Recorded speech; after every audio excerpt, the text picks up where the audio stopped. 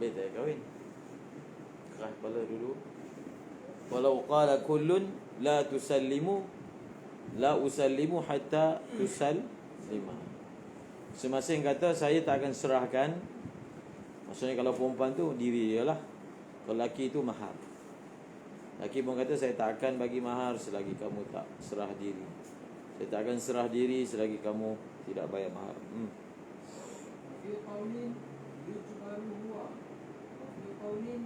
Maka dalam keadaan macam ni, dia mesti kena dilonggarkan sebelah pihak.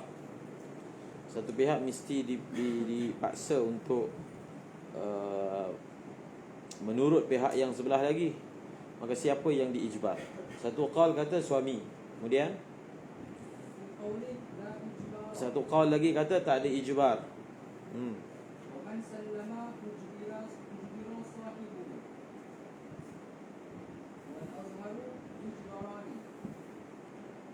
Wa fi qaulin la ijbar.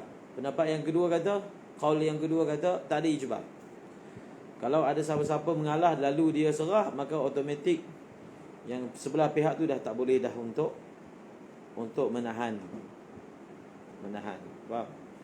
Itu qaul yang kedua. Yang ketiga,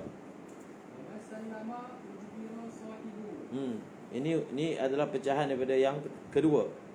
Yang ketiga, pendapat yang muktamadnya dua-dua dijabar. Dipaksa. Siapa yang akan paksa? Qadhi, mahkamah. Kemudian wa yu'maru biwad'ihi ay biwad'il mahri 'inda 'adlin.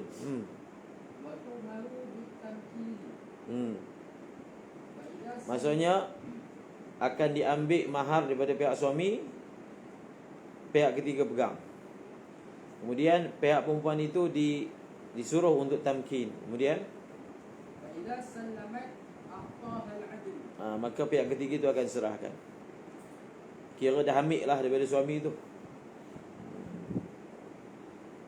Jadi kalau perkahwinan bermula daripada macam ni kan, dia boleh boleh kekal ke?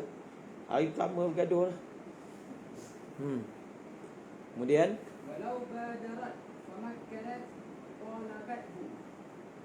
walau badarat famakkanat.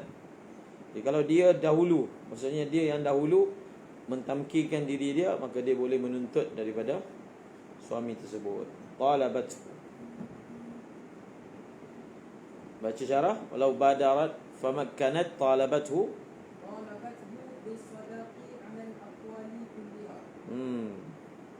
Jadi kalau dia yang dahulu, lalu dia tamkin diri dia, maka pada ketika itu dia ada hak untuk mutalabah. So dia dah buat dah. Maksudnya dia dah longgarkan tuntutan dia dengan dia tamkin. Maka pihak sebelah sana dah tak ada apa-apa pilihan melainkan perlu membayar sadaq. Kemudian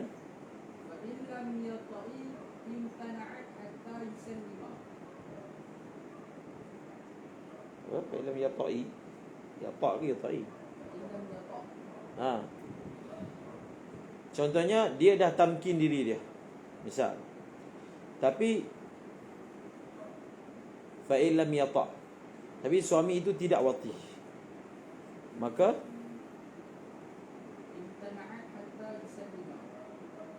Maka dia boleh apa? Dia boleh imtana'at, maksudnya min taslimi nafsiyah hatta yusallim. Maksudnya dia dah tamkin dah, tapi suami tu tak buat apa-apa.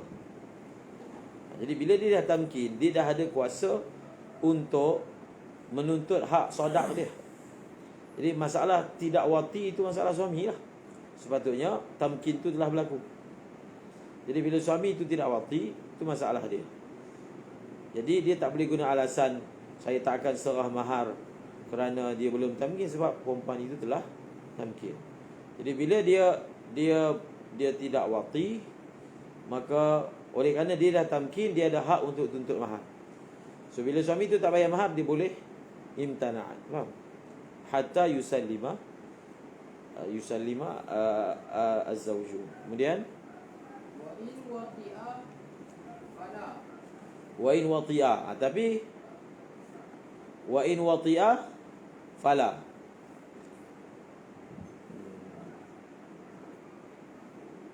Tapi kalau suami itu wati, fala apa? Fala tantania. Fala ai falaisa laha an tantania. Baca lagi depan. Wa fihi wajhun. Tapi kalau suami itu dah wati, maka dia tidak boleh imtina'. Dia tak boleh imtina'. Pelik juga tu. Bukan pelik lah, tak wadih dia punya wajah dia. Jadi sepatutnya zahir lah. Bila dia dah tamkin diri dia, kemudian suami dia dah wati, suami dia dah wati, bila suami dia dah wati, maka suami dia tak bayar mahar lagi, faham? Maka dia bolehlah untuk imtina'. Supaya apa? Dia nak tekan pihak sebelah sana supaya bayar mahar. Tetapi hukum satu orang isteri itu, dia boleh imtana'a min taslimi nafsiha ini pada awal nikah sahaja. Kalau dia dah taslim diri dia dan suami itu dah wati, selepas tu dah tak ada hak habah ni, dah tak ada. Habah ni hanya pada kali pertama sahaja, iaitu sebelum serah mahar. Tapi kalau dah berlaku wati selepas itu, dia tak boleh guna pendekatan imtana'at minal wati'i dengan nak tuntut suatu perkara. Tak ada dah. Faham? Itu adalah berlaku sebelum wati yang pertama. Boleh. Dalam perkara, dalam nak menekan pihak suami untuk bayar mahar. Itu. Jadi di situ boleh faham kenapa bila dah wati, bas dia dah tak boleh imtana'at. Kalau dia imtana'at, maka dia boleh dikira sebagai syuz. Kemudian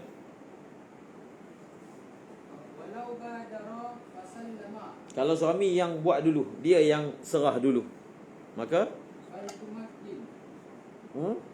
fal tumakin, maka sudah tentulah pihak isteri dah tak ada apa-apa alasan untuk habas, sebab mahar telah dibayar.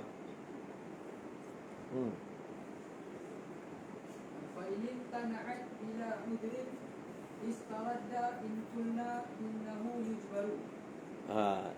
Setelah suami dah bayar mahar, dia imtana'at juga tanpa ada apa-apa uzur. Misalnya uzurnya dia tengah uzur lah, haid. Maka istaradda, suami itu dia boleh ambil balik. Dia boleh ambil balik mahar tersebut. Kemudian in qulna innahu yujbaru. Kalau kita memakai pandangan bahawasanya, pandangan pertama tu, bahawasanya suami itu diijbarkan. Jadi suami diijbarkan, dia dah tunaikan, dah bayar, tapi perempuan itu tidak bertindak menunaikan hak dia, tanggungjawab dia, maka dia boleh ambil balik. Kemudian walau istamhalat litanazufin wa nahbihi umhilat ma yarahu qabil wa la yujawizu 3 ayyam. Kalau dia, maknanya suami dah bayar mahar, isteri masih meminta tangguh untuk alasan membersihkan diri dan seumpamanya, maka qadhi boleh tengok berapa masa yang boleh bagi pada dia. Jadi masa yang boleh bagi paling lama pun tidak lebih daripada 3 hari. Tapi kes-kes macam ni masuk ke mahkamah sekarang lah. Dulu mungkin lah. Qadhi ni mudah je nak jumpa, faham? Sekarang ni terlalu formal kan. Nak jumpa dengan hakim ni urusan terlalu formal. Kalau dulu urusan dia tak terlalu formal, mungkin pergi kat rumah qadhi je, faham? Ataupun ada balai raya, qadhi duduk di situ. Sekarang ini urusannya terlalu formal. Jadi ada kes-kes macam ni didengar di mahkamah. Dia nak dapat giliran dia pun dah berbulan. Kemudian la liyanqati'a haidun. La liyanqati'a haidun. Isteri itu dia tak boleh minta istamhalat dengan alasan nak tunggu sampai haid habis. Yang itu tak boleh. Kemudian ولا تسلم صغيرة ولا habis. Jadi seterusnya kita belajar dalam Jami' Tirmizi tentang sadaq ini. Mazhab Syafi'i memahami sadaq ini sebagai apa? Seumpama apa? Seumpama muamalat. Seumpama apa? Iwa. Maksudnya dia asbah bil aqdi. Mazhab Hanafi dia asbah bil apa? Ibadah. Maka sebab itu dalam mazhab Syafi'i ma yasihu mabi'an yasihu sadaqan. Apa sahaja yang sah dijadikan mabi', walaupun benda kecil boleh jual kan, benda yang paling kecil pun kita boleh jual kan. Yasihu sadaqan. Maka dia lebih asbah diuruskan seperti akad. Akad maknanya macam muamalat. Okey. Maka dikatakan bila nikah ini iwadnya apa? Iwad muawwad minhu. Iwadnya adalah mahar, sadaq, bayarannya budak.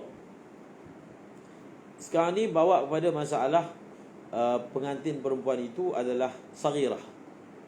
Saghirah. Adakah dalam kes saghirah juga ada taslim nafs, tamkin? Tamkin kan? Tak boleh. Sebab tamkin itu hanya jadi wajib kalau perempuan itu tahtamilu ataupun tahammalul wata'ah. Kalau dia itu boleh menerima wati, barulah boleh tamkin. Kalau tahu punya haram, sebab dia mudaratkan perempuan tersebut. Jadi bila isu kahwin dengan kanak-kanak ni berbangkit, contohnya ada orang dia terus nak kahwinkan dengan satu orang ini, anak perempuan dia, sedangkan masih kecil lagi. Dia nak booking awal, takut orang tu cari orang lain nanti. Maka dia kahwin, umur 2 tahun dah kahwin lah. Maka orang kata, apa ni, anak 2 tahun kahwinkan? Apabila dia memahami bahawasanya kahwin itu wati, dia nampak jelek lah benda tu. Takkan nak wati budak umur 2 tahun. Maka dalam syariat ada hukum dia, tak boleh ditamkinkan, haram. Faham tak? Kahwin itu sah, tapi tamkin dia ada syarat dia. Dia ada syarat boleh dia. Faham? Cuma kaedah dia, bila dikahwinkan, tok fakir tu maksudnya budak pondok tu, merasa tu dia nak belajar lagi, cuma bapak mentua ni nak booking. Maka dia duduk asing, perempuan ni duduk asing. Dia kaedah dia, selagi wati tidak berlaku ataupun tamkin tak berlaku, maka mahar tak perlu bayar. Jadi lelaki tu tak perlu bayar apa-apa mahar tak perlu, nafkah pun tak perlu. Faham? Dia tak perlu tanggung nafkah isteri dia. Kemudian wala tusallamu saghiratun wala maridatun, tak boleh. yazula mani'u wati'in. Okey. Wa yastaqirru al-mahru bi wati'in wa in harma kahaidin. Kemudian mahar ni dia ada dipanggil mahar yang belum mustaqir, mahar yang dah mustaqir. Jadi mahar yang belum mustaqir ni adalah selagi belum wati. Maka kalau dah wati, maka yastaqirrul mahru ala az-zawji. Dia memang confirm kena bayar. Faham? Dan kita dah sebut itu dalam Tirmizi, yunazzalul mautu manzilatal wati. Apa dia? Yunazzalul mautu manzilatal wati. Kalaulah sebelum wati mati, meninggal, maka kita akan hukumkan perkahwinan itu seperti wati dah berlaku dari segi mahar. Kan kita belajar, kalau cerai sebelum okey, seterusnya Yastaqirul mahru biwatiin, wa in harma.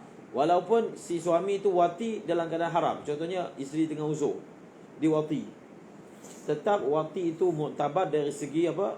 Istiqrarnya mahar. Kahaidin Lagi. mauti ahadihima.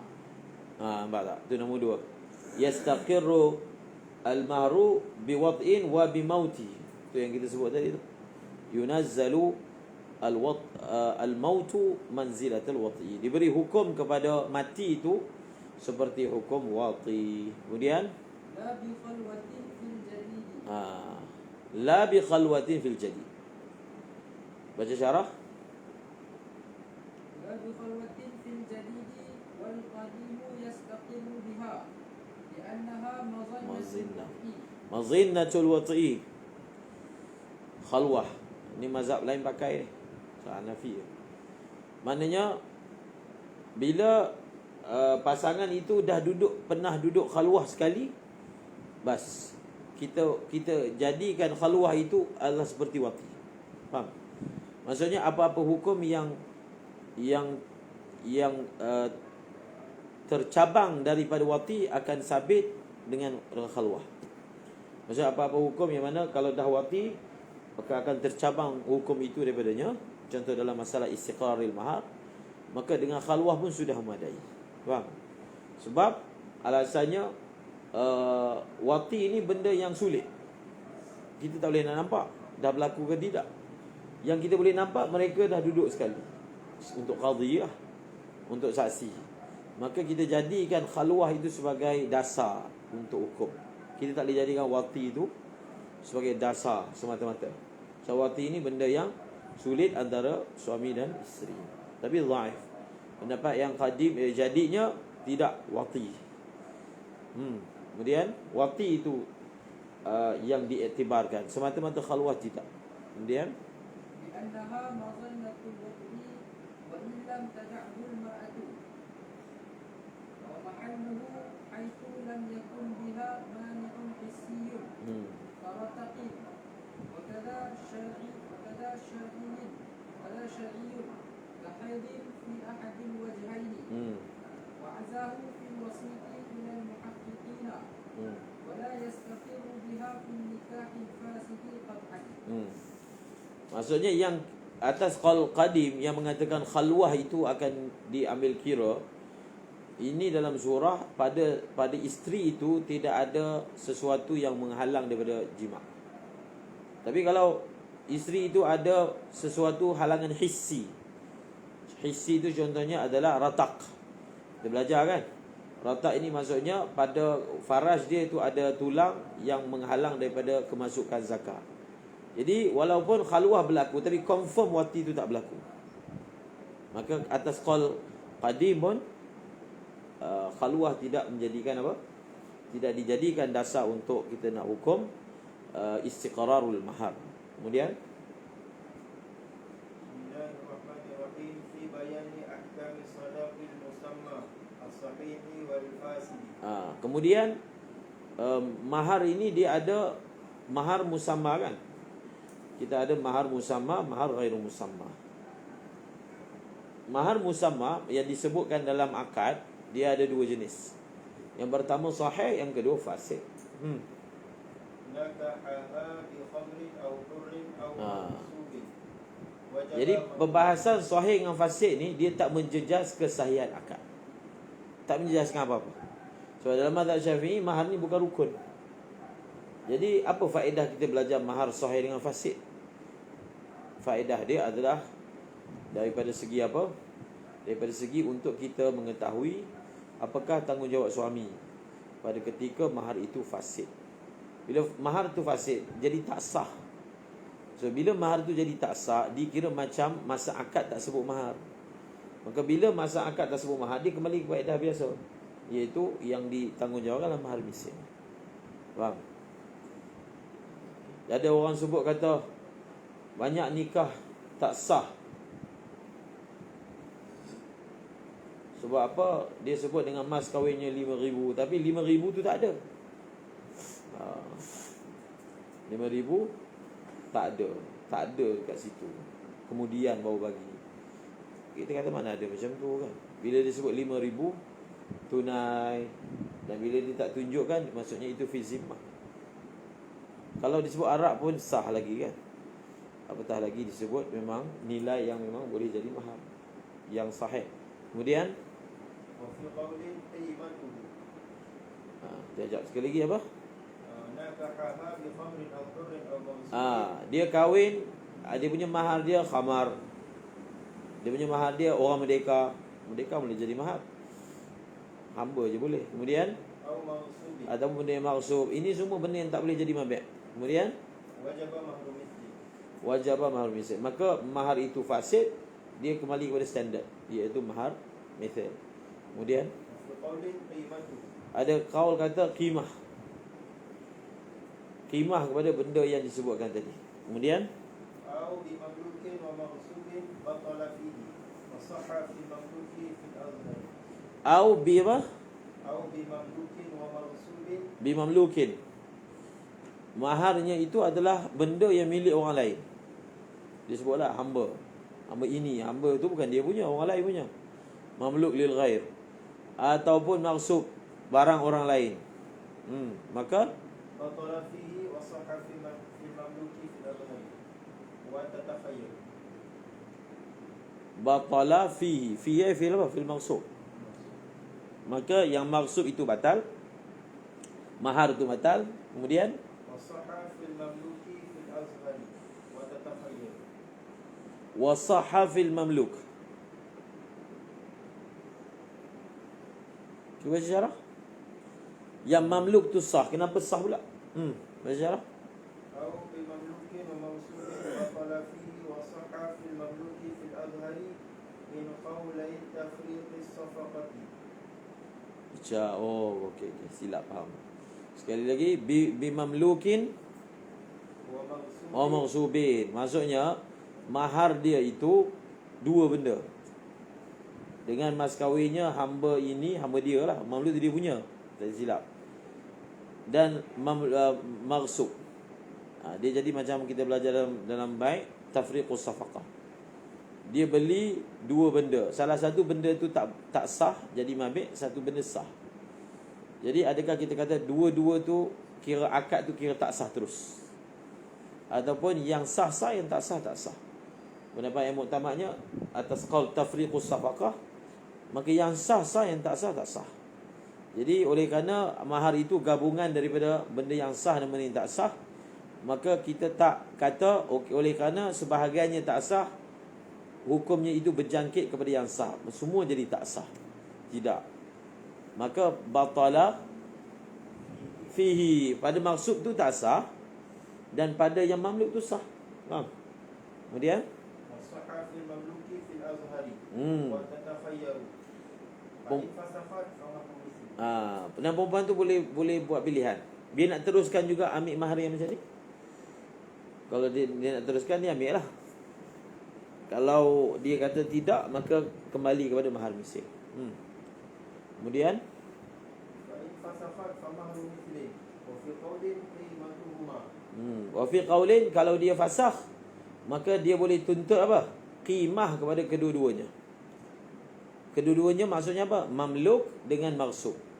Jadi macam mana pula maghsub? Maghsub tu kan bukan barang dia. Jadi cara untuk keluarkan nilai kepada maghsub itu kita andaikan. Kalau maghsub itu barang dia, berapa nilai dia? Maka sebanyak itu dia kena keluarkan. Dhaif. Pendapat yang muktamadnya, bila dia fasakh, kita kembali kepada standard, iaitu mahar misil. Jadi mahar misil jadi penyelamat lah. Kemudian Wa fi qawlin qimatuhuma wa in ajazat falaha ma'al mamluki hisatul maghsubi min mahri mithlin bihasabi qimatihima. kalau dia memilih untuk teruskan, dia nak ambil, maka wa in ajazat falaha ma'al mamluk. Maka bila dia teruskan, maka satu dia boleh ambil yang mamluk tu. Faham? Memang benda tu telah disebut sebagai mahar. Kemudian maksud itu yang tak sah tu macam mana? Falaha ma'al mamluki hisatul maghsubi hissatul maghsub. min mahri mithlin. Min mahri misil. Faham? Maksudnya, contohnya, maksud itu berapakah nisbah dia daripada keseluruhan mahar. Jadi macam mana kita nak tahu? Kita akan tengok qimah dia. Jadi kita kata misalnya nisbah maghsub itu 1/3 lebih keseluruhan segi nilai. Maksudnya yang mamluk itu harga dia 1,000, yang maghsub itu harga dia 500. Maksudnya 1/3. Maka suami itu kena tambah lagi 1/3 nilai mahar misil. Mahar misil berapa? 900 contoh. Maksudnya dia kena tambah lagi 300. Dia dapat mamluk dan juga 300. Kemudian بحسب قيمتهما وفي قول تقنع به. bas. Oleh kerana satu dah fasid, dia ambil yang tak fasid je lah. Untuk yang fasid tak ada apa-apa untuk dia. Faham? Itu maksud taqna'u bihi. So qadar yang ada je. Yang fasid dia tak ada apa-apa. Kemudian ولو قال زوجتك بنتي وبعتك ثوبها بهذا العبد صح النكاح. menggabungkan dalam satu akad antara akad nikah dengan jual, digabungkan dengan satu bayaran. Macam mana ke? Al-bai'atain, dua perkara. Dia satu bayaran. Sekali lagi, zawajtuka binti wa bi'tuka thawbaha bihadha al-'abdi. Nampak tak? Hadzal abdi ni adalah bayaran kepada hamba tu. Bayaran yang sepatutnya dibayar. Dan hadzal abdi juga adalah mahar. Faham? Menghimpunkan dua akad dalam satu safaqah dengan satu harga. Aku jual kamu kereta ni dan aku sewakan kereta ni dengan harga 1,000. Semua sekali langsam 1,000. Dalam tu ada jual, dalam tu ada sewa. Boleh tak macam tu? Boleh. Dengan 1,000. Jadi harga sewa tu sebenarnya berapa? Tak sebut kan? Semua lamsam dalam perkataan 1,000 tu. Jadi dia pergi buat dalam akad, dalam apa ni? Nikah. Kalau nikah rasmi memang tak dapat lah buat macam ni. Tak lulus punya. Contoh kalau dia buat, aku kahwinkanmu dengan anakku dan aku jual kamu hambaku dengan bayarannya, dengan iwadnya hamba ini. Jadi hamba itu adalah mahar, hamba itu juga adalah saman yang perlu dibayar oleh mustari. Mustari dalam kes ni suami lah. Faham? Baca? Sahhan nikahu. Sah tak nikah buat macam ni surah dia? Sah. Wa kadha al-mahru wal bay'u fil azhar. Mahar sah tak? Okey, nikah tu memang sah. Sebab yang kat sini masalah mahar. Boleh ke mahar itu diwakili oleh satu barang yang juga barang itu mewakili harga? Maka pertama, nikah tu sah. Yang kedua, wakaza, begitu juga mahar pun sah, baik pun sah. Baik pun sah. Baca syarah. Wakadzal mahru wal bai'u. Wakadzal mahru wal bai'u fil azhari min qawli jam'i as-safaqati belajar dah. Jadi nampak tak bagaimana dipraktikkan hukum hakam muamalat ni bubuh dalam, sebab kita asbah. Kita kata akad nikah dia asbah bi uqud. Dia sama macam uqud lain.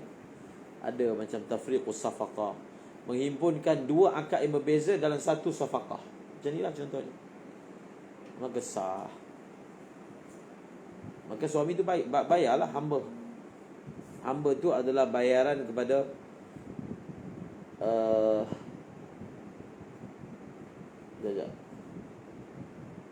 Bi' tukar apa tadi lafaz dia? Zawajtuka binti wa bi'tuka thawbaha bihadha al-'abd. Okey. Seterusnya mabi'nya thawbaha lah. Kemudian wa yuwazza'u al-'abdu 'ala thawbi wa mahrihi. Okey, selepas itu Itu matan kan. Selepas kita kata sah, oleh kerana bayarannya adalah lamsam pada hamba, kita tak tahu secara spesifik mahar itu berapa yang musammanya. Sebab tak mungkinlah keseluruhan hamba itu adalah mahar dan keseluruhan hamba itu juga adalah bayaran. Tak mungkin. Mesti dia kena tauzi', faham? Sebahagian hamba tu adalah mahar. Mana boleh semua. Kalau semua hamba tu dah jadi mahar, dia tak boleh dah jadi saman. Kalau semua tu jadi saman, dia jadi mahar, dah habis lah. Maka mestilah sebahagian. Cuma bagaimana kita nak tahu peratus saman tu berapa, peratus mahar tu berapa. Maka kena buat tauzi'. Faham? Cuma tauzi' itu nak didasari oleh apa? Lagi? Wa yuwazza'u. Tadi? Wa yuwazza'u al-'abdu 'ala thawbi wa mahri misli. Wa yuwazza'u al-'abdu 'ala thawbi wa mahri misli. Maka kita akan buat tauzi'. Untuk kita nak tahu berapa sebenarnya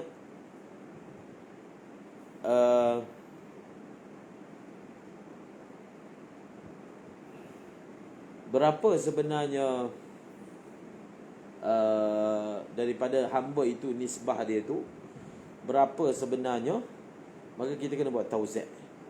Kita kena keluarkan qimah thawb dan kita kena ambil mahar misil. Berapa nisbah dia? Faham? Berapa nisbah dia? Contohnya qimah thawb ini 500, mahar misil 1000. Maksudnya berapa nisbah dia? Nisbah mahar misil dengan thawb ini adalah 2/3. Maka maknanya nilai mahar musamma dalam hamba itu adalah 2/3 hamba tu. So 2/3 hamba itu adalah merupakan apa? Merupakan mahar. Faham? Apa faedah dia buat tauzi' ni? Dari faedah dia. Dia faedah dia nanti kalau berlaku khulu'. Sebab kita kena tahu harga sebenar mahar. Kalau tak ada apa-apa masalah, tak ada apa-apa, tak perlu nak kira. Tapi bila ada masalah khulu' nanti, sebab khulu' ni si perempuan itu perlu membayar satu mahar misil kalau tak ada mahar, ataupun dia perlu membayar mahar musamma. Berapa kalau suami minta macam tu lah. Jadi berapa yang suami bayar mahar kat dia, sebanyak itu dia kena bagi dekat suami dia. Kalau suami dia minta mahar musamma, jadi dalam kes macam ni, berapa mahar musamma tak tahu. Sebab dia bercampur dengan saman. Di situlah tauzi' diperlukan untuk mengeluarkan mahar musamma. Kemudian walau nakaha bi alfin ala anna li abiha aw an yu'tiyahu alfan fal madhhabu fasad as-sadaqi. walau nakaha, sekali lagi, walau nakaha bi alfin, dia kahwin dengan mahar 1000. ala anna li abiha, Dengan syarat, ada syarat macam ni dalam akad tu. Ala anna li abiha aw an yu'tiyahu, ala anna li abiha, annahu li abiha, ala anna li abiha lagi, aw an yu'tiyahu alfan. ala anna li abiha. Anna je. Annahu kan anna. Syarah في المسألتين لأنه جعل بعض ما التزمه في مقابلة الربع لغير الزوجة. Anda liabiha alfan. Oh, dia suruh sekali semua. Anna li abiha au anna li abiha au an yu'tiyahu alfan. Dia jadi apa, tanazu'. Alfan tu jadi anna li abiha alfan an yu'tiyahu alfan. Okey, baca syarah dia. في المسألتين لأنه جعل بعض ما التزم لأنه جعل بعض ما التزمه. Sekejap. Ini dia, tengok dulu. InsyaAllah. dia sebenarnya semua yang kita baca furu' ni secara umumnya lah, mungkin 1000 tahun sekali berlaku. Secara umumnya dalam, kalau orang kahwin secara official lah, dia tak adalah bentuk-bentuk syarat-syarat tambah-tambah syarat-syarat pelik-pelik ni kan. Itu ini sebab benda tu dikawal oleh apa? Jadi prosedur dia dikawal oleh juru nikah. Cuma tidak memustahilkan benda tu berlaku lah dalam kes-kes tertentu. So maklumat cara penyelesaian itu perlu tahu. Faham? Secara umumnya kalau official, dia tak ada syarat pelik, dia tak mungkin berlaku atau sukar berlaku sebab tidak akan dibenarkan oleh pihak yang menguruskan tu, oleh sebab dah ada dia punya ketetapan dia.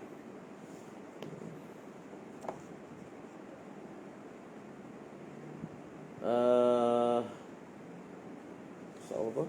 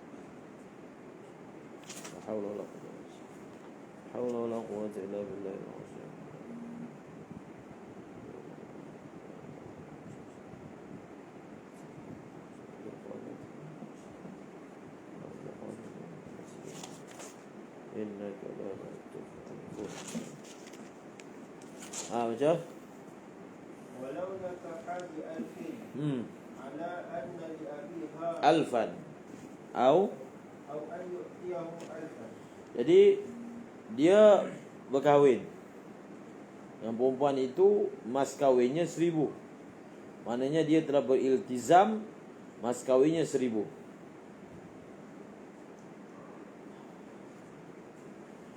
Dalam masa yang sama dinyatakan bahawasanya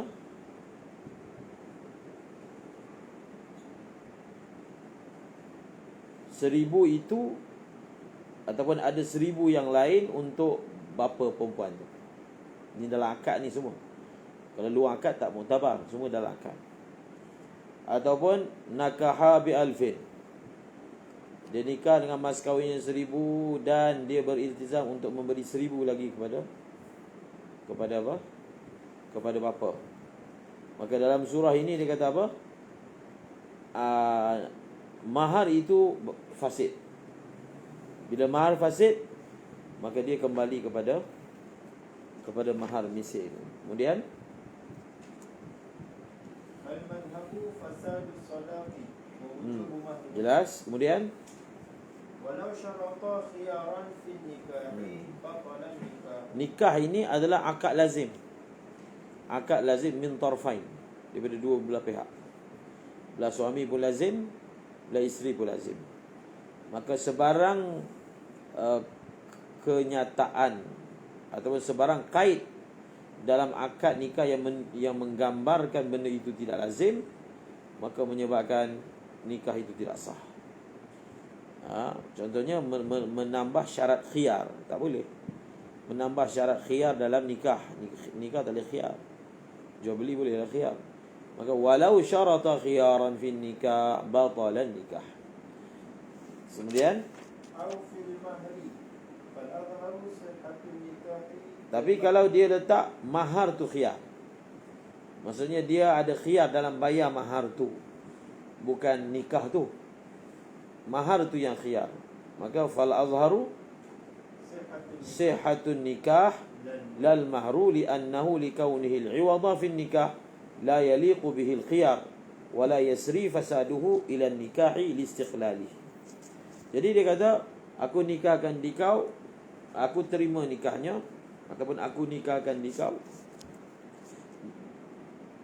dengan mas kahwinnya 1,000 dengan syarat khiyar bagi 1,000 itu. Syarat khiyar tu maksudnya dia ada khiyar untuk bayar selain daripada 1,000. Faham? Yang tadi tu aku nikahkan dikau dengan anak perempuanku dengan syarat khiyar. Maksudnya khiyar itu pada nikah tu sendiri, zat nikah. Yang masalah kedua, khiyar itu pada sadaq, pada mahar. Maka oleh kerana mahar ini adalah iwadun lin nikah, nikah ini lazim, maka tak sesuailah pada apa dia kata, tidak layaklah pada sadaq yang merupakan iwadun bagi nikah yang merupakan lazim untuk diletakkan syarat khiyar padanya. Maka sadaq itu fasid, tetapi kefasadan dia itu tidak merebak kepada nikah. Nikah benda lain dan sadaq benda lain. Dalam mazhab Syafi'i, rosaknya sadaq tidak membawa kepada rosaknya akad. Faham? Konsisten macam sebelum ni. Wasani yasihul mahru aidan. Dia kata boleh. Lianna al-maqsuda minhu al-mal. Wasalis yafsudun nikah. Nikah pun sekali dengan rosak. Dia kata bila mahar rosak, maka nikah pun rosak. Wa ala sihhatihima, kalau atas qaul yang mengatakan dua-dua sah, itu yang qaul yang kedua, yasbutul khiyar laha. Fa in ajazat fadhaka wa in fasakhat raja'at ila mahril mithil. Okey. Kemudian وسائر الشروط إن وافق مقتضى النكاح أو لم يتعلق. Kemudian sebut sini tentang masalah syarat-syarat yang diletakkan dalam nikah. Syarat tambahan. Aku nikahkan dikau dengan anak perempuanku dengan syarat kau tak boleh mengahwini atasnya. Maksudnya tak boleh bagi dia ada madu. Tak syarat macam tu.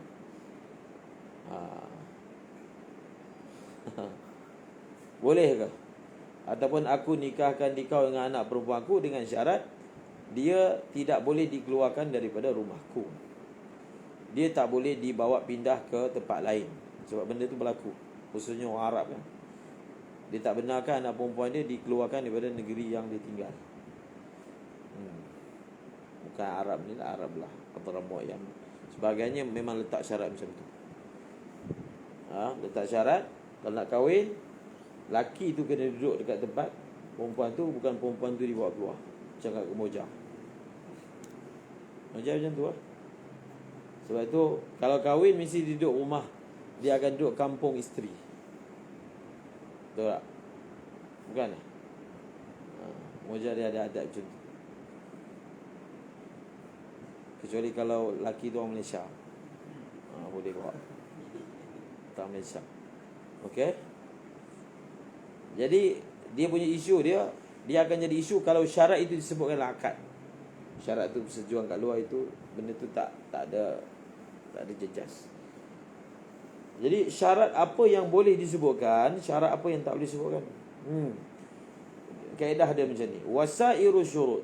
إن وافق مقتضى النكاح أو لم يتعلق به غرض أو Mana-mana syarat yang mana muwafiq dengan muqtadha nikah.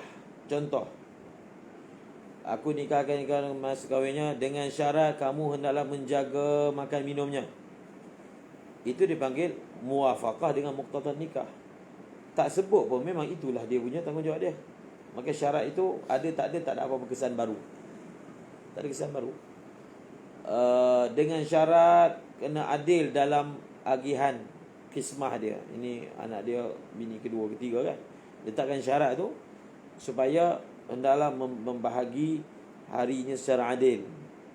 Benda tu memang muqtadan nikah. Kismah memang wajib, tak sebut pun memang. Maka tak ada apa-apa kesan lah. Dia tidak menjejaskan akad dan dia lara. Ada dengan tak ada apa-apa perbezaan. Ataupun dia letakkan syarat yang tak ada apa gharak. Contohnya dia kata dengan syarat dia jangan makan melainkan ini. Segi makan sebut. Dia sama macam jual beli lah. Dia jual hamba, dia kata aku jual kamu hamba ini dengan syarat dia hendaklah dia tak boleh pakai melainkan pakaian ni. Dia tak boleh makan melainkan itu semua dipanggil syarat yang lara. Kemudian bila syarat tu lara wasahhan nikah wal mahar. Nikah sah, mahar pun sah. Kemudian wa in khalafa wa lam yukhilla bi maqsudihi al-asli ka syarti. Tapi kalau syarat itu mukhalafah dengan muqtadan nikah, dalam masa yang sama dia tidak mencacatkan maksud asli daripada nikah. Seperti ka syarti alla yatazawwaj. ni. Dia minta tak lulus syarat ni. Kasyarti alla tazawwaja 'alaiha. Seperti syarat bahawasanya dia kahwin dengan syarat kamu tidak boleh mengahwini wanita lain semasa dia masih isteri kamu. Contohnya alla tazawwaja 'alaiha au la nafaqata laha. Sahhan nikahu wa fasada asy-syartu Wal mahru. Faham? Sahhan nikah. Jadi suami yang faqih ni dia tahu hukum ni, dan perempuan tu minta kalau nak kahwin saya nak letak syarat macam ni. Okey, saya terima. Okey, tak masalah. Faham? Boleh sebut syarat. Sebab dia tahu syarat tu sebut pun tak ada apa-apa kesan. Okey, dia nak bagi lulus je akad nikah tu berlaku. Khalas, syarat tak muktabar. Sahhan nikah wa fasada syartu wal mahru. Kemudian wa in akhalla. tapi mahar itu fasid. Jadi kembali mahar misal. Wa in akhalla. Tapi kalau syarat itu Wa in akhalla mencacatkan. ka alla yata'a. Ini tak boleh lah. Maksud daripada nikah antaranya wati. Syarat itu tak boleh wati. Dalam keadaan wati itu apa? Memang boleh. Maksudnya bukan budak tu bukan dia ini umur yang sebut tadi lah, saghirah. Ataupun ataupun dia letak syarat talak. Ini yang jadi nikah muhallil ni. Kita belajar. Muhallil ni dalam mazhab Syafi'i dia akan jadi tak sah kalau syarat talak itu disebut dalam akad. Faham? Kemudian batalan nikah, jelas batalan nikah. Tak boleh wati, kena talak, maka batalan nikah. Wa fi qaulin yasihu wa yalghu syartu. Wa qila in kana syaritu li tarki al-wati' az-zawj sahha. Lianna al-wat'a haqquhu falahu tarku bi khilafi huna. Dia kata kat sini kalau yang letak syarat tak ada wati tu suami, maka sah. Sebab wati tu kan hak dia. So kalau dia sendiri yang letakkan syarat, maka maknanya dia tak naklah hak dia. Tak apalah, tak jejaskan. Tapi na'am dia kata, man la tahtamilu wata'ati, saya sebut kan, dia kecil lagi. So disyaratkan oleh bapa pengantin tak boleh wati dalam waktu ini, kerana perempuan itu belum lagi tahtamilu wata'a. Idza syarata fi nikahi 'ala zawji alla yata'i ila zaman al-ihtimal sah. Itu memang qadiyatul aqdi. Itu memang syarat telah letakkan syarat macam tu. Tak sebut pun memang macam tu hukum dia. Kalau sebut lagilah, faham? Kemudian dalam ada Indonesia dia buat cerita apa? Ayat-ayat cinta. Nak bagi tahu antara pelajar ni lah, belajar kat Azhar. Kahwin. Jadi perempuan tu sebelum kahwin dia nak letakkan syarat supaya dia tak dimadukan. Ke dalam cerita tu, maka perempuan tu buka kitab Mughni Ibn Qudamah Al-Mughni, baca ibarat tu bahawa hendaklah kalau diletakkan syarat tidak dimadukan, maka hendaklah suami itu dipatuhi. Hendaklah suami itu mematuhi. Mazhab Hanbali, faham? Mazhab Hanbali syarat itu muktabar. Maksudnya kalau syarat itu diletakkan, maka muktabar. Suami itu, isteri itu boleh fasakh kalau suami telah bertindak mukhalafah dengan syarat yang telah disebutkan masa akad. Faham? Mazhab Hanbali. Jadi jangan kahwin dengan Hanbaliyah. Kemudian walau nakaha niswatan bimahrin, dia kahwin dengan beberapa orang perempuan sekaligus dengan satu je mahar. fal azharu fasadul mahri wa likullin mahru misli. Fal azharu fasadul mahri wa likullin mahru mislin. Maka menurut pendapat yang azhar, nikah itu memang sah lah. Nikah itu sah, tetapi mahar itu fasid. Sebab apa? Kita kembali kepada buyuk. Tidak sah kalau saman ataupun mabit itu majhul. Tak boleh. Saman majhul tak boleh kan? Maka dalam surah ini mahar ini majhul. 3 orang perempuan dengan satu mahar, dengan 1,000. Jadi untuk setiap orang tu berapa tak ada kan? Sebab 1,000 tu untuk 3 orang. Terus diakad sekali. Macam mana boleh berlaku serentak? Boleh berlaku. Macam mana surah dia, taswir dia? Dalam satu akad 3 orang sekali. Boleh? Berbagai surah. Datuk, faham tak? Datuk dia kahwinkan cucu dia. Cucu dia daripada anak ni, cucu daripada ni, dia kan wali. Ayah tak ada. Jadi laki ni dia kahwin dengan 2 orang ni. 2 orang ni adalah sepupu. Faham tak? Dia datuk mereka jadi wali. 3 ke. Jadi aku nikahkan dikau dengan Fatimah, Zaid dan Zainab dan ni dengan mas kahwinnya 1,000. Sebab dia wali kepada semua mereka. Faham? 1,000. 3 orang tu 1,000. 1,000 tu untuk pecah pada 3. Jadi tidak diketahui untuk setiap orang tu spesifiknya tepatnya berapa. Jadi jahalah. So bila jahalatul iwad, maka dia jadi fasid.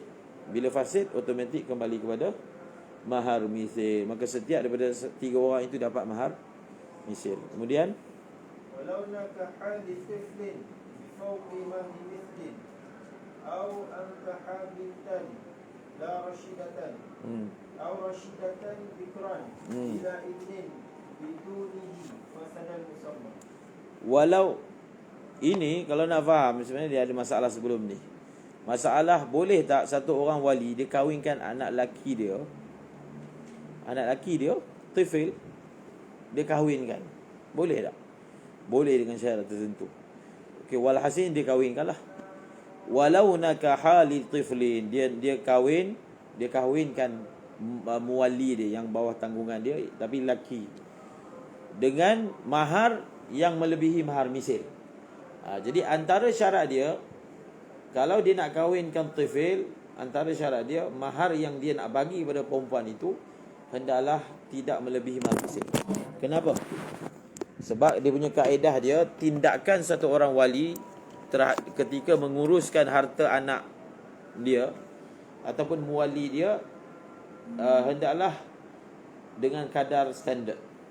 Contohnya, dia tak boleh kalau beli barang, dia tak boleh beli barang yang harga dia melebihi harga yang misil. Sama juga kalau dia nak kahwinkan, dia tak boleh mahar itu adalah melebihi mahar misil. Contohnya dia kahwin melebihi mahar misil, dia telah langgar syarat.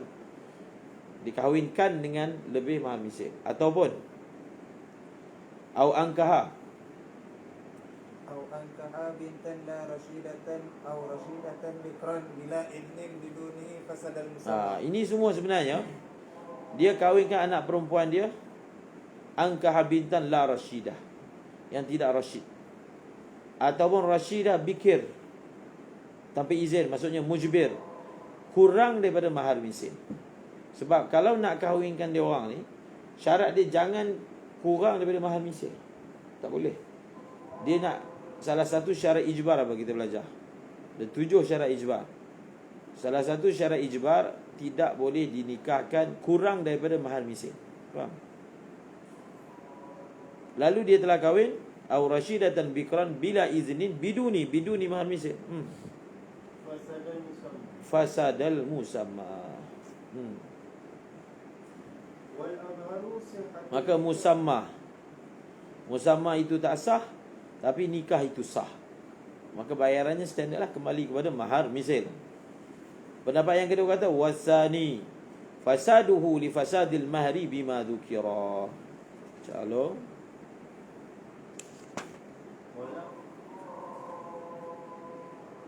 walau tawafaqu ala mahrin sirran. Ini pun berlaku. Dia ada, kadang-kadang orang tu dia dapat, kita sebut je dalam akad tu mahar banyak, sebab nanti makcik-makcik semua bising, apa minta mahar banyak ni je. Tapi dia nak kahwin hangat dengan lelaki ni, kita ada duit, buah habis belajar. Tak apa, nanti dalam akad kita sebut banyak, supaya yang dengar tu, oh banyak, okey lah tu, tak bising. Tapi dalam di luar daripada akad itu, muwafaqatnya kurang lah.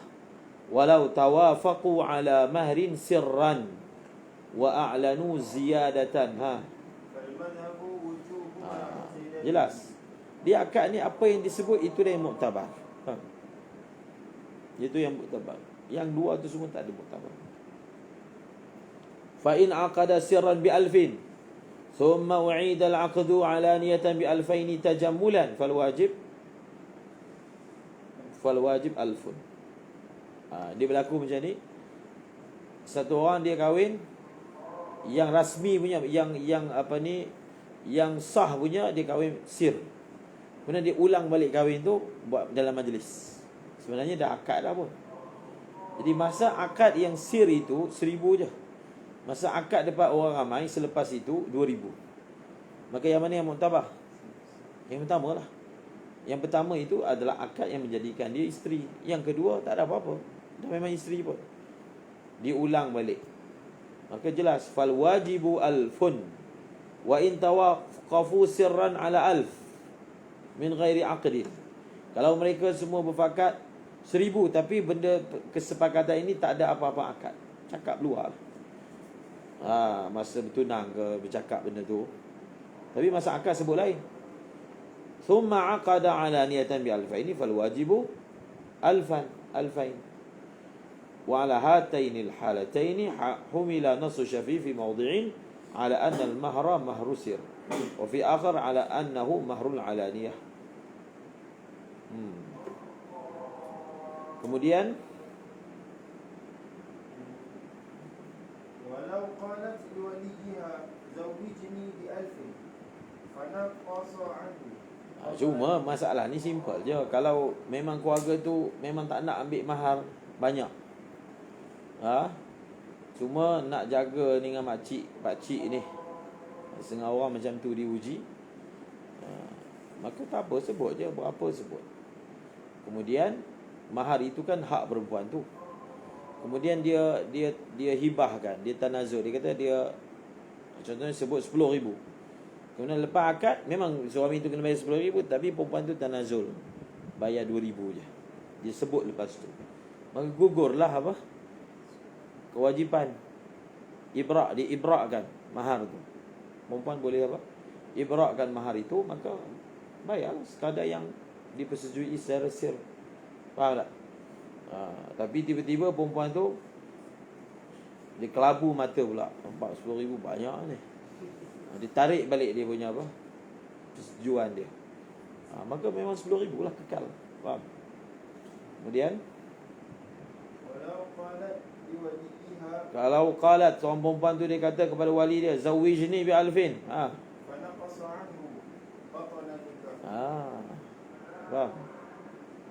Kalau satu orang perempuan dia kata kepada wali dia, kahwinkan saya dengan 1,000.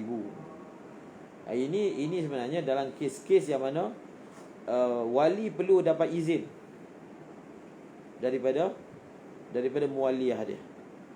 Kalau tak perlu dapat izin dalam kes ijbar, maka tak ada masalah. Kalau dia dapat izin, dia kata kahwinkan saya, diizinkan kahwin, tapi dia sebut 1,000, maka wali tu tak boleh kahwinkan dia kurang dari 1,000, sebab izin itu diikat dengan 1,000. Maksudnya kalau dia kahwinkan kurang dari 1,000, dia telah keluar daripada izin. So bila keluar daripada izin, dia kembali kepada asal, kahwinkan dia tanpa izin tak sah. Dalam kes sayyibah, faham? Sayyib. Walau qalat li waliha zawijni bi alfin fanaqasa min anhu batalan nikah. Nikah tu tak sah. Terus, maksudnya dia bukan nikah sah, mahar tak sah, tak. Nikah tu tak sah. Jelas kan? Sebab dia, sebab yang saya sebutkan tadi, dia hanya boleh nikah dalam lingkungan wakalah. Bila dia buat mukhalafah dengan konteks wakalah, dia telah buat tanpa izin. Bila tanpa izin, semua sekali tak sah. Falau atlaqat fanaqasa an mahri. Tapi kalau dia kata zawijni, kahwinkanlah saya, macam tu je, tanpa dia sebut bi alfin ke bi alfain, tanpa dia menyatakan berapa mahar, maka automatik standard dia adalah mahar misil. Tak perlu nak nyatakan. Kalau ada sebut macam yang disebut, kalau tak ada sebut, dia kembali kepada mahar misil. Lalu si bapa itu telah kahwinkan kurang daripada mahar misil, tak sah. Kerana li'anna al-mutlaqa mahmulun ala mahar al-mithl wa qad naqasa anhu wa fi qawlin yasihu bi mahri mithli. Lagi qultu al-azharu sihhatul nikah fi suratayn bi mahri mithli. sah nikah.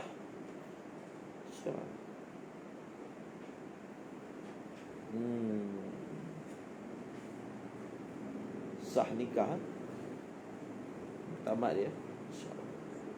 Sah nikah. Maksudnya dalam kes ini, kenapa dihukum sah sedangkan si wali itu telah bertindak dalam kes pertama lah, yang lebih wadah, luar daripada izin. Diizinkan 1,000, disebut kurang daripada 1,000. Maka kita kata di sini ada dua yang kalau zahirnya difahami, dia ada dua. Pertama, kahwinkanlah saya.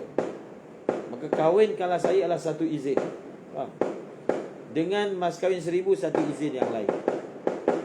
Jadi dalam surah ini dia mukhalafah dengan yang kedua, iaitu dalam bab mahar. Faham? Tapi secara umumnya perempuan itu izinkan dia untuk kahwin. Jadi kalau ini tak sah, maka dia yang ini masih sah, sebab ini masih lagi dalam izin 1,000. Apa ni, kahwin tu dia memang bagi kahwin. 1,000 tu satu lagi izin yang lain. Jadi bila dia mukhalafah, yang batal itu adalah yang dia mukhalafah saja, iaitu mahar. Bila yang tu batal, dia kembali kepada mahar misil. Kembali kepada mahar misil. Okey, faham? Kepada mahar misil.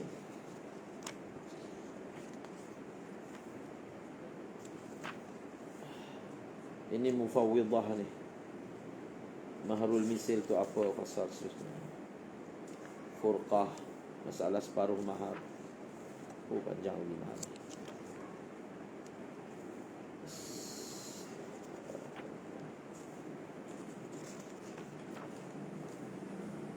Walimatul urs. Dalam nikah ini dia ada istilah dipanggil mufawwidah. Wa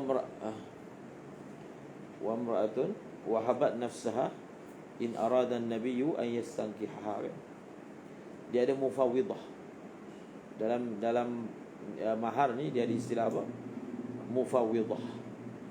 Sekarang ni dulu ada masyhur satu nikah namanya nikah misya.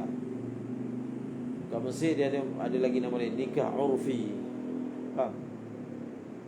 Biasa yang buat ni, kalau nikah urfi ni orang tengah belajar. Faham? Dia tengah belajar buat nikah urfi. Nikah misyan. Nikah misyan ni kahwin dengan satu orang perempuan kaya misalnya, yang mana perempuan itu tanazul daripada nafkah dia. Faham? Tak payah bayar nafkah. Kahwin tapi nafkah tak payah bayar. Daripada awal lagi sebut macam tu.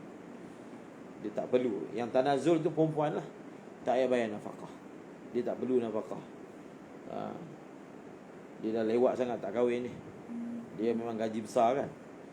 Jadi laki yang takut-takut tengok daripada belakang balik dinding sebab ni kaya ni, kan nak tanggung dia susah pula. Tapi dia telah gugurkan hak dia misalnya. Jadi tidaklah apa, si lelaki itu ragu-ragu untuk mengahwininya, sebab masalah tanggungan nafkah, komitmen dia tak perlu tanggung. Maka dipanggil apa, istilah dia nikah misya ataupun nikah apa urfi. Kita ada istilah apa, nikah gantung. Nikah gantung. Nikah gantung yang dibuat oleh orang yang sedang belajar nikah gantung. Okey, kita tengok mufawwidah. Macam mana, sejauh mana mufawwidah? Boleh ke? Menggugurkan nafkah. Ini apa, menggugurkan mahar kan? Menggugurkan. Dalam mahar ni dia ada apa? Musamma yang disebutkan dalam akad. Dia panggil fardul mahri. Masa akad tak sebut, tapi lepas akad sebut. Faham? Dia panggil fardul mahri. Min qabli an wa in talaqtumun nisaa min qabli an tamassu wa qad faradtum lahunna fariidah. Ini mahar musammah. Kamu telah tetapkan. Tapi faradtum lahunna fariidah juga boleh berlaku luar daripada akad. Faham? Jadi dia boleh berlaku masa akad tak sebut, kemudian lepas akad tu difardukan, ditentukan, dikadarkan, kemudian cerai berlaku. Sebelum berlaku benda tu cerai berlaku. So dia punya hukum dia. Tafwid, mufawwidah. Wahabat nafsaha lin nabiyyi an in arada an-nabiyyu an yastankiha. Kita baca dalam Tirmizi hadis tentang perihal masa bab sadaq kan. Hadis apa nama dia? Nama perempuan tu Furai. Nama apa? Hadis iltamis walau khatama min hadid. Satu orang perempuan datang, dia beri diri dia kepada Nabi. Kemudian Nabi tak nak. Satu orang sahabat dia kata, kalau tuan tak nak, bagi saya. Hadis iltamis walau khataman min hadid. Dalam hadis tu dibahaskan, adakah boleh nikah dengan lafaz wahabat. Wahabtu nafsi. Boleh ke? Mazhab Syafi'i tak boleh. Jumhur kalau tak silap tak boleh. Dan kita kata sirah nikah ni hanya boleh dua je dalam bahasa Arab. Zawajtuka, angkah. Nikah atau tazwij. Dengan lafaz hibah tak boleh. Adapun yang warid, sama ada ditakwilkan ataupun itu adalah khususiyat, hanya untuk Nabi sahaja. Orang lain tak boleh kahwin dengan sirah hibah. Faham tak? Sirah nikah, sirah nikah. Yang apa? Yang disebutkan dalam Al-Quran.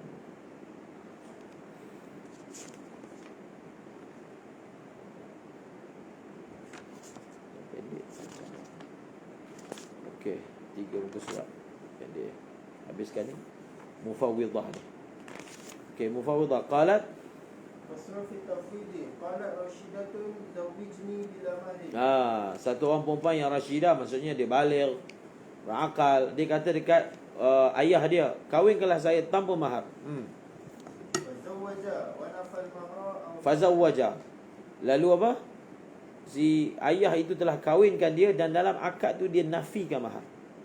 Aku nikahkan kau dengan anak perempuanku si fulanah tanpa mahar. Disebut dalam akad tanpa mahar, di highlight kan. Itu yang dimasukkan wa nafal mahar. Ataupun dia tak sebut langsung mahar, sama ada lafaz tanpa mahar ataupun mahar itu tak disentuh dalam akad sakata, maka فهو تفويض صحيح. maka tafwid yang sahih. Tafwid itu dia mesti daripada perempuan tu. Faham?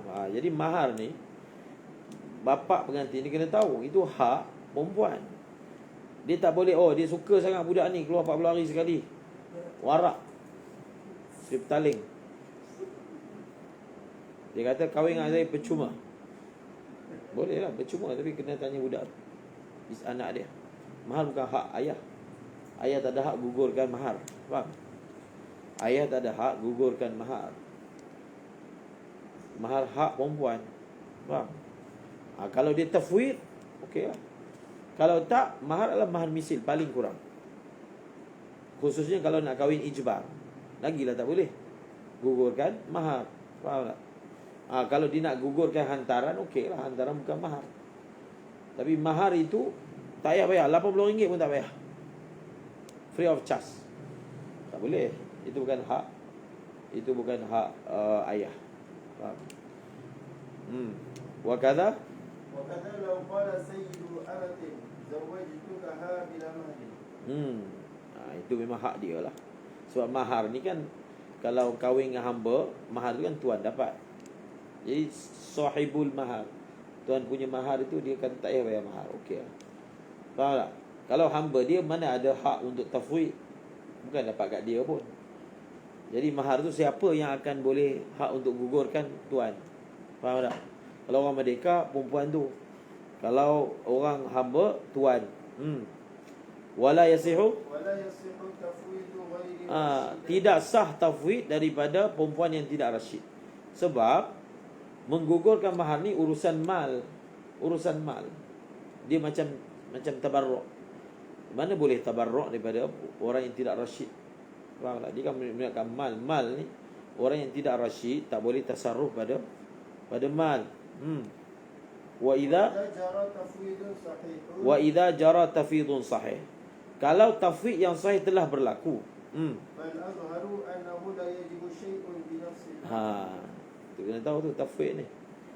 Menurut pendapat yang azhar, kalau memang dalam akad tu tak sebut, maka tidak ada apa-apa yang wajib dibayar oleh sang suami dengan semata-mata akad. Tidak.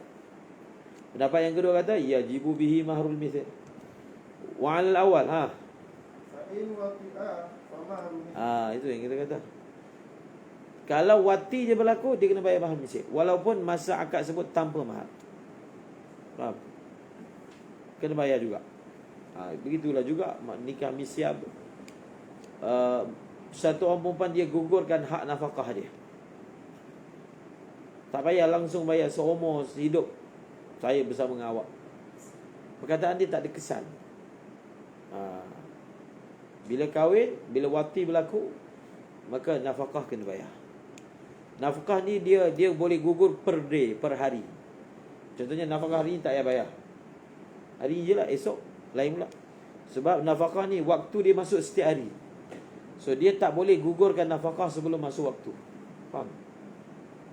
Satu orang hanya boleh gugurkan hak dia bila hak tu telah sabit. Faham tak? Contohnya orang ni akan hutang dengan dia. Dia cakap awal lagi, okey, hutang yang kamu akan hutang tu tak payah bayar. Contoh lah, saya halalkan. Kemudian dia bagi hutang, kemudian dia minta bayar hutang. Kata tu cakap bayar, tak payah bayar, tak muktabar. Faham tak? Sebab ibra' qabla istiqrari dain. Ibra' sebelum dain berlaku mana muktabar? Macam tak dapat. Faham tak? Samalah juga nafkah ni, dia setiap hari yatajaddad sababuhu, sababu wujubiha. Setiap hari pagi. Jadi kalau dia kata setahun ni tak payah bayar, tak ada apa-apa kesan. Sebab dia hanya boleh gugurkan hari itu punya sahaja. Faham?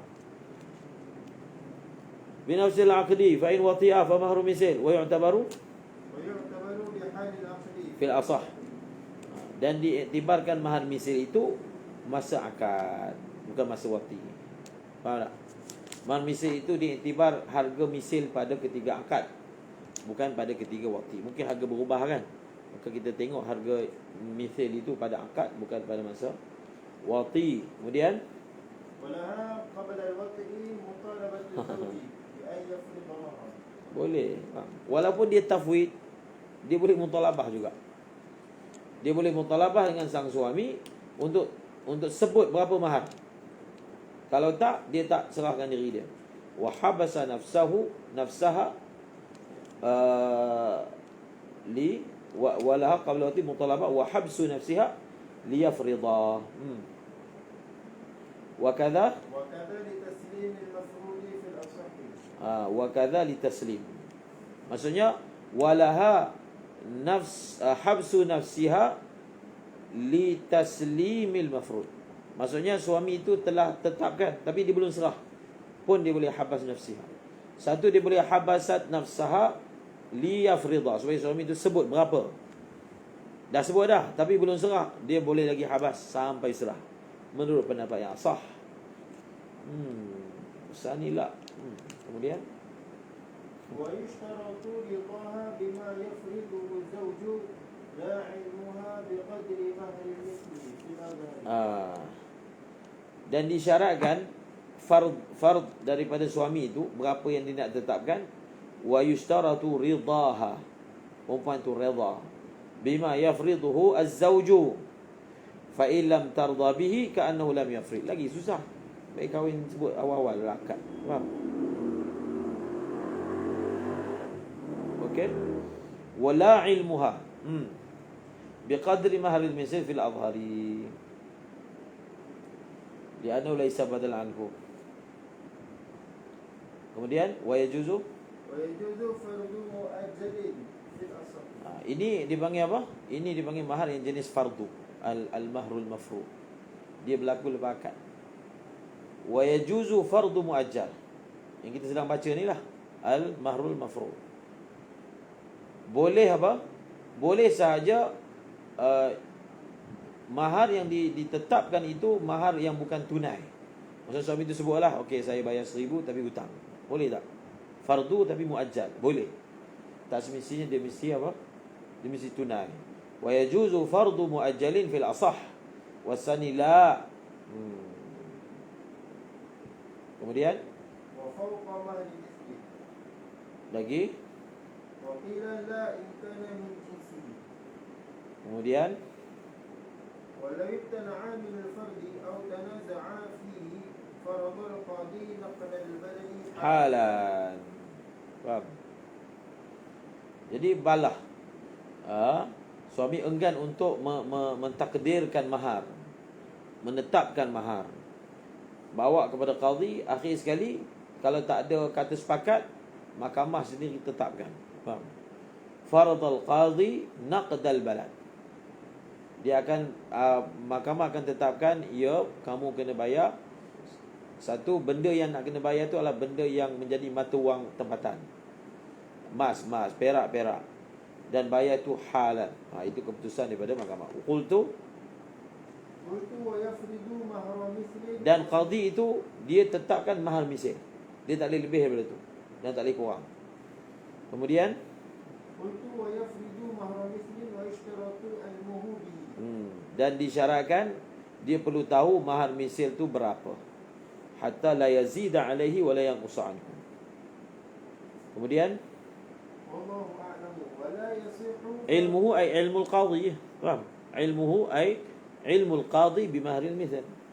Kemudian wa la yasihu fardu ajnabiyyin min mali fil asah.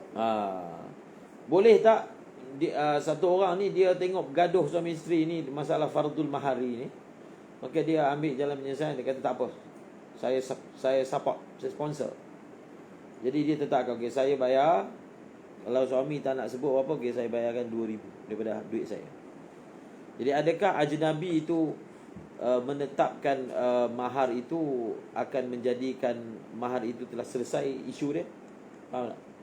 Maksudnya oleh kerana ada orang dia ambil alih, maka kita kira seolah-olahnya suami sendiri telah melakukan fardul mahri. Wala yasihu. Faham? Dia kena daripada suami atau daripada qadhi. Wala yasihu fardu ajnabiyyin min malihi fil asah. Tak boleh. Wasani yasih wa yalzamu bi ridha az-zawjah kama yajuzu an yuaddi al-ajnabi al-musamma' 'an az-zawji bighairi idnihi Wa 'ala sihhati yalzamul ajnabiyyah wa la syai'a 'ala zawj. Maksudnya boleh pihak ketiga yang tolong. Yang tolong tetapkan dan dia guna duit dia sendiri. Kemudian والفرض الصحيح كمسمى. wal fardus sahihu ka musamma. Maka fardu ni maksudnya takdir, ketetapan yang dibuat oleh suami itu yang cukup syarat, yang sahih. Contohnya dia fardukan benda yang halal, benda yang boleh jadi mabi', macam tadilah. Maka hukum hakam ni sama macam musamma. Faham tak? Wal fardu sahih kal musamma, apa sahaja hukum hakam yang berlaku pada musamma, itulah hukum hakam yang akan berlaku pada al mahrul mafru'. فيتشطر بطلاق قبل وطئه. Fa tu dia adalah tafri' daripada kenyataan tadi. Bila kita kata kita akan hukum dia macam apa? Macam musamma, maka kalau musamma satu orang tu dia talak isteri dia sebelum dia wati. Berapa isteri dia berhak dapat? Separuh kan? Falaha nisfu ma. Wa qad faradtum lahunna fariidatan fa nisfu ma.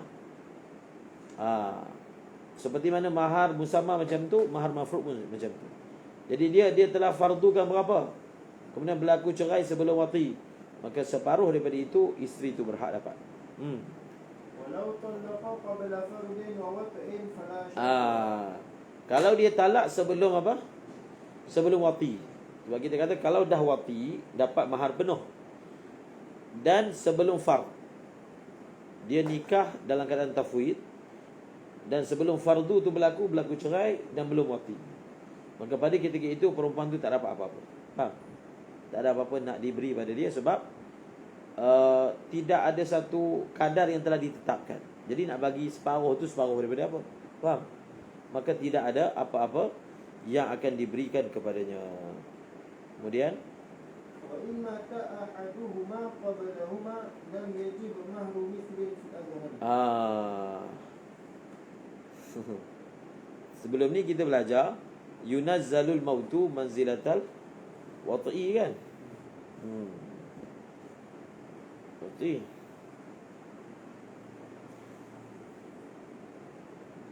Ini marafi.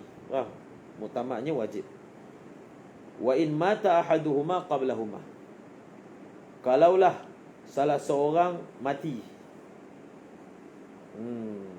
Qablahuma, huma kembali kepada apa? Fardhi dan wat'i. Faham? Huma kembali kepada apa? Fardhi dan wat'i. Maksudnya dia kahwin secara tafwid, kemudian sebelum sempat fard dan sebelum sempat wat'i mati salah seorang, suami atau isteri. Maka apa? Oleh kerana apa? Tak ada fardu, wati pun tak ada, lam yajib mahar misal. Sebab kita kata kalau sebelum fardu tapi dah wati, dia wajib mahar misal. Kalau setelah fardu dan wati, maka yang difardukan. Tapi fardu pun belum, mahar wati pun belum, maka tak adalah apa-apa nak disandarkan. Dhaif. Sebab kita konsisten dengan kaedah yang disebutkan. Kita bagi kepada mati itu macam wati. Seolah-olahnya bila mati itu seolahnya wati dah berlaku. Segi hukum lah.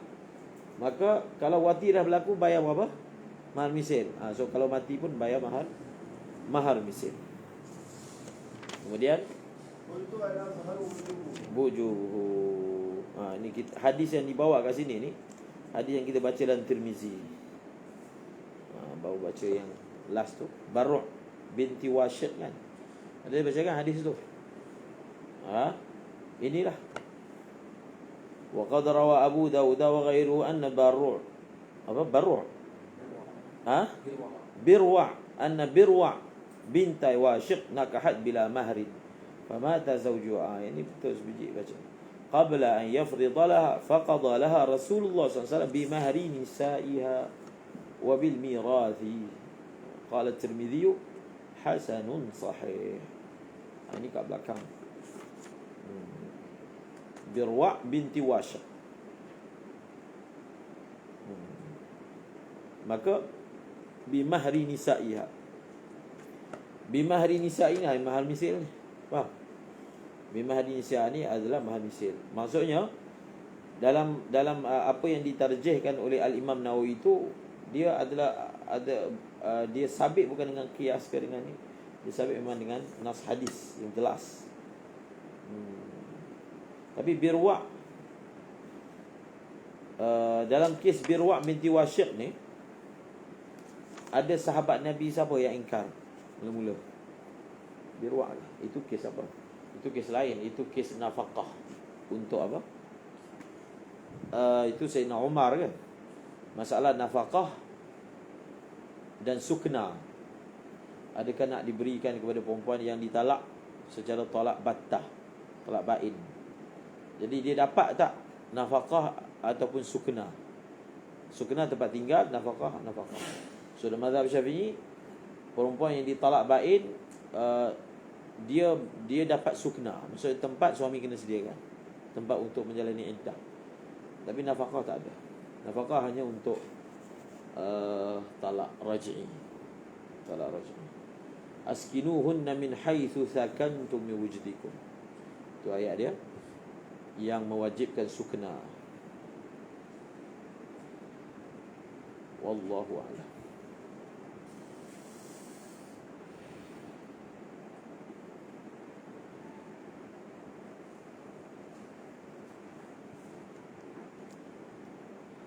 Seorang baca ni penuh riwayat ni yang Tirmizi tu, yang ada Birwa', baca bab dia semua. Baca balik tengok.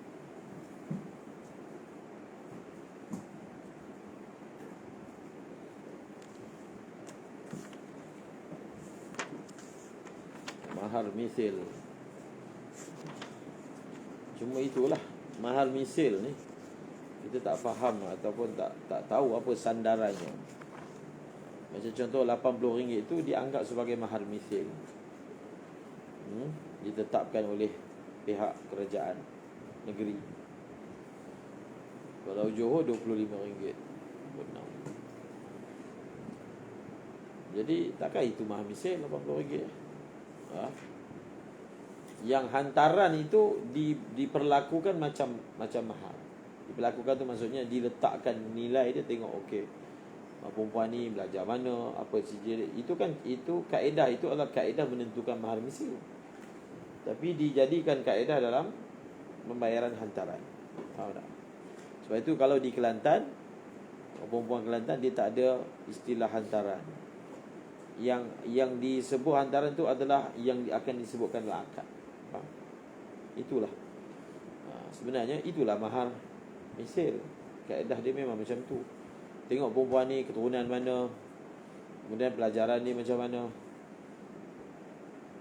keluarga dia pula jenis orang bagi mahar macam mana.